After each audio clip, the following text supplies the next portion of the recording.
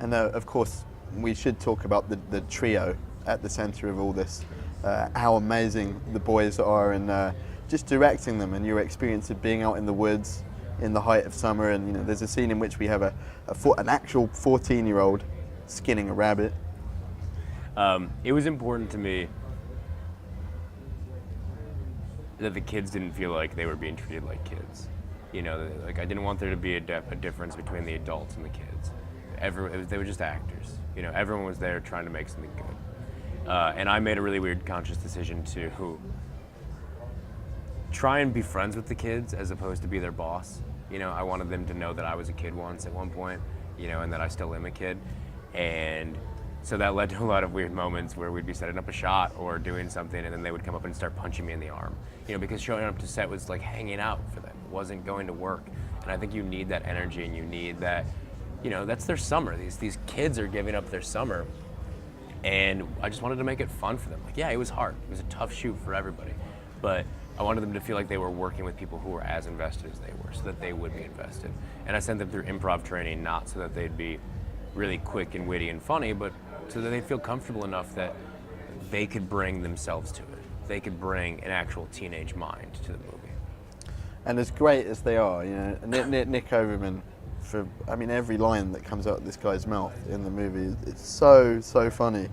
And personally, having just seen 3 other films of his in the last week, by coincidence, it's almost like his super dry delivery. I almost feel like a lot of directors, it's like he's better than a lot of the material. I won't, name names or cast aspersions, but I just felt in this, there was you'd obviously really clicked with him. So just talk about getting some of the best stuff we've seen out of him on the big screen, I think it's fair to say. Offerman is an incredibly talented actor and comedian. And, it was important for him not to be playing Ron Swanson, his incredible character on Parks and Recreation.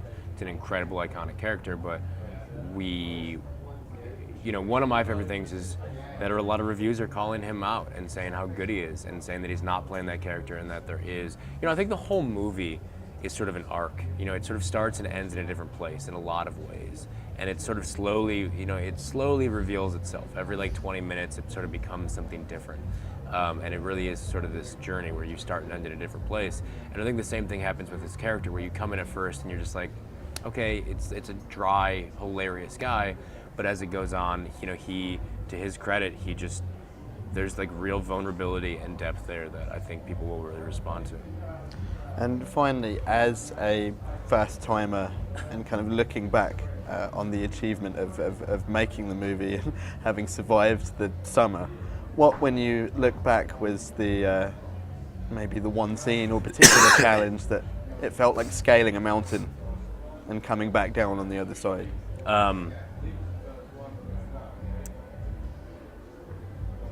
Given that the scope is a lot, you've said it yourself, it's a lot bigger than what you might expect from a lot of indie first timers. It was a hard movie to make for a lot of reasons, because we wanted it to feel big, because we wanted all of this B-roll, for a lot of reasons. But I think, look, all you can do is go and try. I wanted to, my RMO, my DP, the writer, myself, was just like, you have to go for it. I'm being given the opportunity right now to make a movie, which is a rare thing. And I would rather go full out and fall on my face than play it safe. And there's a lot of stuff in this movie that doesn't make sense on paper. That's a mashup of a lot of different things and a lot of different influences. And that's what I thought was going to be interesting about it, was going and really committing to each of those things, committing to each sort of different genre element or different style of humor or whatever. And luckily, I think that's what people are responding to. But, in retrospect, it's just, it's the greatest and most traumatic experience in your life. You're going through war. You're going through a traumatic process. I don't believe that filmmaking needs to be fun. I believe you ideally need to be working with good people.